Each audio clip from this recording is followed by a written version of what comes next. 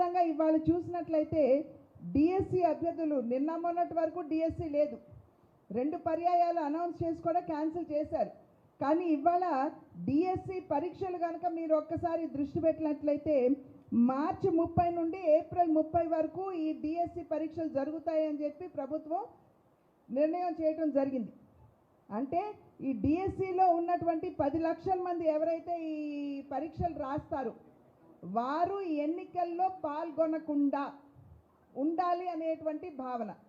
ఎందుకంటే ఈ డిఎస్సి పరీక్షలు ఎవరైతే రాయబోతున్నారో అభ్యర్థులు ఎవరైతే ఉన్నారో వారు ప్రభుత్వ చేతిలో ఇబ్బంది పడినటువంటి సందర్భంలో డిఎస్సి సకాలంలో రాక వారు నిరుద్యోగులుగా మారినటువంటి నేపథ్యంలో వారి మనసులో ఒక వ్యతిరేక భావన ఖచ్చితంగా ఉన్నది ప్రభుత్వం పట్ల.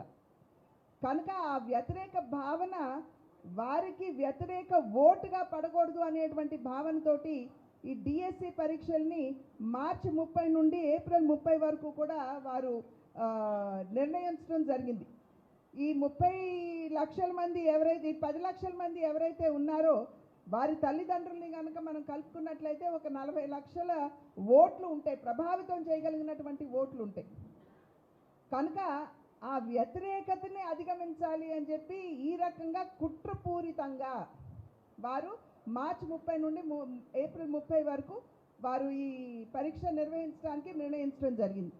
మేము ఎలక్షన్ కమిషన్ వారి దృష్టి ఖచ్చితంగా తీసుకుని వస్తాం ఈ విషయాన్ని. మేము వెంటనే ఇవాళ లేఖ రాస్తాం.